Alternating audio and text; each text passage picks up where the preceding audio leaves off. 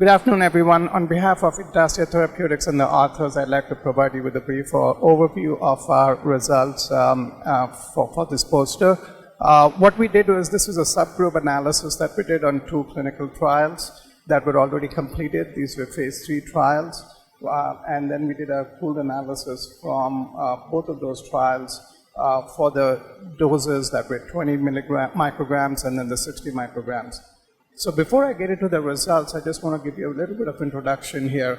The mini pump is an investigational drug-device combination that provides the GLP-1 exenatide on a constant, regular basis, and it is placed subdermally in your abdominal area. The device is placed using a syringe and a guide.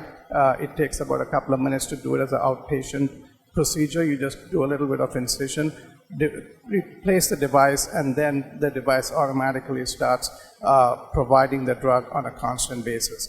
We have 2 doses, the 20 microgram dose per day and the 60 microgram dose per day. The 20 is given for about 3 months, and then you replace the device with the 60, and that goes on for 6 months. And then you can replace the device every 6 months. So what we have done here today is showing you some of the results from the subgroup analysis. The different subgroups used here are shown here. I just want to draw your attention to the ones in particular, the A1Cs below 8.5 and the A1C above 8.5. They're pretty much equally represented here. And the adverse events, which are basically nausea, diarrhea, and vomiting, are also represented here. The number of patients who had nausea and vomiting are relatively low, about 30 and 20% compared to the ones who did not have nausea and vomiting, because those are important in the analysis of the results.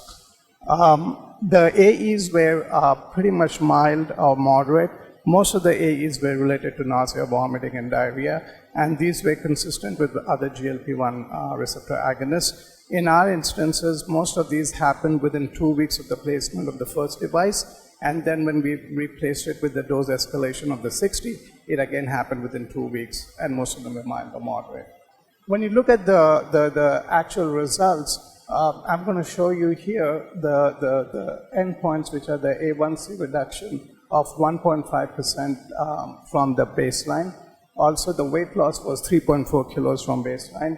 And then we had a composite endpoint of 0.5% A1C reduction and 2 kilograms or greater of weight loss. And those are shown by the vertical lines in the forest plot.